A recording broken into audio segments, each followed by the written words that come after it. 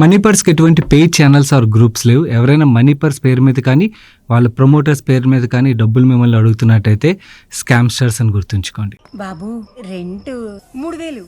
3000 rent వెయ్యగా? Current bill కట్టాలిగా. ఏంటి తిరగని ఫ్యాన్ కి ఎలాగ లైట్ కి 1000 రూపాయల?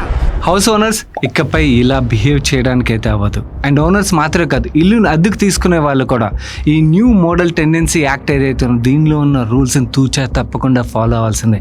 ఫాలో ఉన్న పక్షంలో పెనాల్టీ కట్టాల్సి వస్తుంది, లేదా లీగల్ కాంప్లికేషన్స్ ఏవైతే ఉంటే ఫేస్ చేయాల్సి వస్తుంది. ఈ న్యూ మోడల్ టెండెన్సీ యాక్ట్ ఏదైతే మన ముందుకు వచ్చిందో దీంట్లో హౌస్ ఓనర్స్కి ఎటువంటి రూల్స్ ఉన్నాయి అండ్ టెండెన్స్కి ఎటువంటి రూల్స్ ఉన్నాయి ఇవన్నీ కూడా డీటెయిల్గా ఎక్స్ప్లెయిన్ చేస్తాను. ఇది చాలా ఇంపార్టెంట్ వీడియో, ఎందుకంటే మనలో చాలామంది ఇంటిని అద్దెకి తీసుకుంటాం లేదా హౌస్ ప్రాపర్టీ ఉన్నట్టయితే అద్దెకి ఇస్తుంటాం కదా.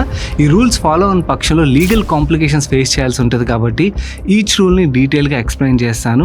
మీరు చూడడం మాత్రమే కాకుండా మీ ఫ్రెండ్స్ అండ్ ఫ్యామిలీ కూడా చాలామంది ఇల్లు అద్దెకి తీసుకుంటుంటారు లేదా ఇల్లుని అద్దెకి ఇస్తుంటారు కదా, వాళ్ళకి తప్పకుండా ఈ వీడియోని అయితే షేర్ చేయండి. సో దట్ వాళ్ళని కూడా ఈ new model tendency act related legal complications face చేయకుండా కాపాడినట్టయితే అవుతుంది. Let's start the video.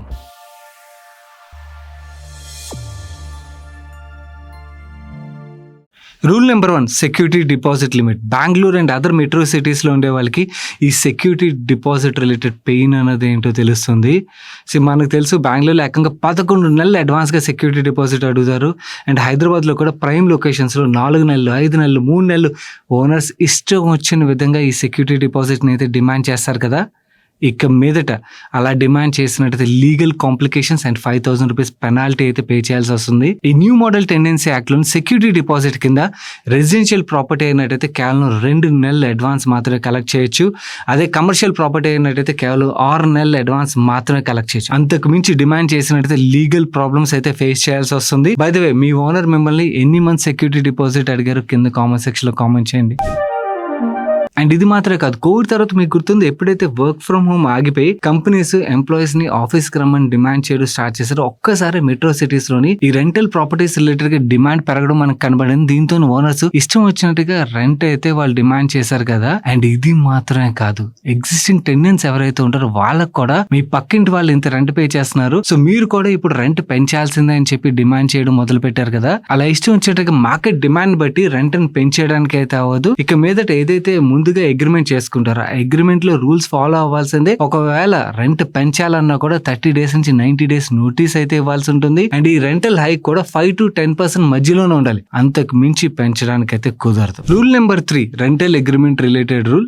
మనం రెంట్ తీసుకునేటప్పుడు కొంతమంది అసలు రెంటల్ అగ్రిమెంటే చేసుకోరు, ఇంకొంతమంది రెంటల్ అగ్రిమెంట్ చేసుకున్నా కూడా 11 నెలలకు మాత్రమే చేసుకుంటారు. ఎందుకంటే 11 నెలలు దాటినట్టయితే దాన్ని రిజిస్టర్ చేయాల్సి వస్తుంది అని చెప్పి ఆ రిజిస్ట్రేషన్ అవాయిడ్ చేయడం గురించి 11 months కే చేసుకుంటారు కదా. ఇక ముందు ఈ న్యూ మోడల్ టెండెన్సీ యాక్ట్ లో అలా చేయడం అయితే కుదరదు. రెంటల్ అగ్రిమెంట్ ఏదైతే మనం చేసుకుంటామో దాన్ని తప్పకుండా రిజిస్టర్ చేసుకోవాలి. అండ్ ఈ అగ్రిమెంట్ చేసుకున్న 2 months లోపలే రిజిస్టర్ అయితే చేయాల్సి ఉంటుంది. అండ్ ఈ రెంటల్ అగ్రిమెంట్ ఒక రిజిస్ట్రేషన్ మనం ఏదైనా ఆఫ్లైన్ లోనే చేయించవచ్చు, లేదా స్టేట్ గవర్నమెంట్స్ ఒక ఆన్లైన్ వెబ్సైట్స్ ఏవైతే ఆన్లైన్ వెబ్సైట్స్ లో కానీ లేదా ప్రైవేట్ వెబ్సైట్స్ కూడా ఈ సర్వీసెస్ అయితే మనకు ఆఫర్ చేస్తున్నాయి. మనకి నచ్చిన చోట ఈ రెంటల్ అగ్రిమెంట్ ఏదైతే దాన్ని రిజిస్టర్ చేసుకోవడం అనేది మ్యాండేటరీ, గుర్తుంచుకోండి. అండ్ ఇంకోటి, ఈ రెంటల్ అగ్రిమెంట్ రిజిస్టర్ చేయడం వల్ల మనకే బెనిఫిట్. ఒకవేళ మీరు మీ ఓన్ ప్రాపర్టీని రెంట్ కి ఇస్తున్నారు అనుకుంటే రేపు టెనెంట్ ఇష్టం వచ్చినట్టుగా ఏమైనా బిహేవ్ చేస్తున్నారు అనుకోండి, లీగల్లీ తను బౌండ్ అవుతాడు. అండ్ ఒకవేళ మీ టెనెంట్ అనుకోండి మీ ఓనర్ ఇష్టం వచ్చినట్టుగా బిహేవ్ చేసినట్టయితే, తను నచ్చినట్టుగా రూల్స్ మారుస్తున్నట్టయితే మీరు కూడా ఓనర్ మీద అఫీషియల్లీ ఈ డాక్యుమెంట్ చూపించి కేసు ఫైల్ అయితే చేయడానికి హెల్ప్ఫుల్ అవుతుంది. సో మీరు రెంటల్ అగ్రిమెంట్ చేసుకోవడం మాత్రమే కాకుండా రిజిస్టర్ చేసుకోవాలి, ఇది గుర్తుంచుకోండి.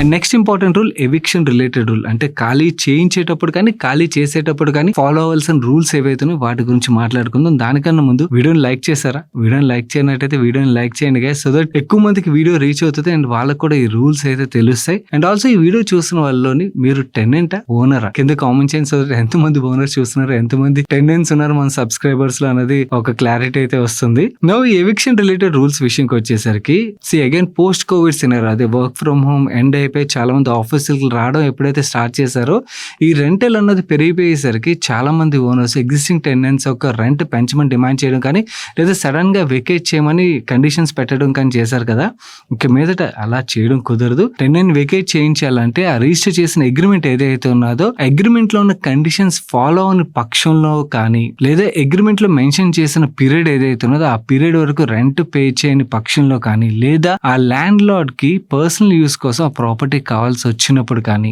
ఇలాంటి కండిషన్స్ లో మాత్రమే అడ్వాన్స్ నోటీస్ ఇచ్చి టెనెంట్ ని వెకేట్ చేయమనాలే కానీ ఇష్టం వచ్చినట్టుగా పక్క వాళ్ళకి ఎక్కువ రెంట్ వస్తుందని చెప్పి మీ ఉన్న టెనెంట్ ని ఖాళీ చేయమని చెప్పి ఇష్టం వచ్చినట్టుగా డిమాండ్ చేయడం అయితే ఇక మీదట కుదరదు. అలా చేసినట్టయితే లీగల్ కాంప్లికేషన్స్ ఫేస్ చేయాల్సి ఉంటుంది అండ్ పెనాల్టీస్ కూడా పే చేయాల్సి ఉంటుంది. అండ్ ఇది మాత్రమే కాకుండా కొంతమంది ఓనర్స్ ఎంత లో లెవెల్ దిగిపోతారంటే టెనెంట్ కి ఇల్లు ఇచ్చిన తర్వాత వాళ్ళు సరిగ్గా మెయింటైన్ చేస్తున్నారా లేదా అని చెప్పి అప్పుడప్పుడు వచ్చి చెక్ చేస్తుంటారు కదా, అలా సడన్ గా వచ్చి ఇంటిని చెక్ చేయడం అన్నది కుదరదు.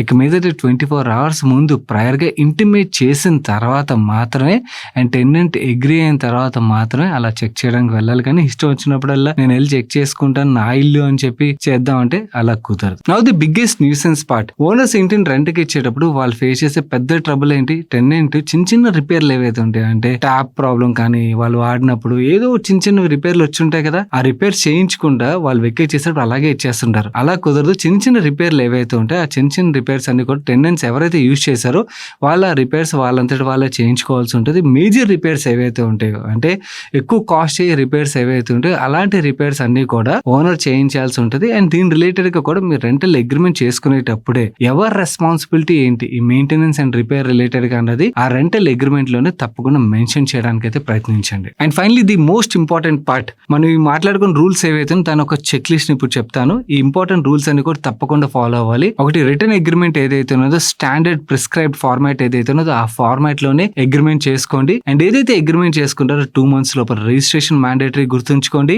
అండ్ సెక్యూరిటీ డిపాజిట్ ఏదైతే ఉన్నదో ఏదైతే మాక్సిమం క్యాప్ పెట్టారో ఆ క్యాప్ ని మించకుండా ఉండేటట్టు చూసుకోండి. ఆ క్యాప్ ని మించి అగ్రిమెంట్ చేసుకున్నట్టయితే ఓనర్స్ లీగల్ ట్రబుల్ ఫేస్ చేయాల్సి వస్తుంది.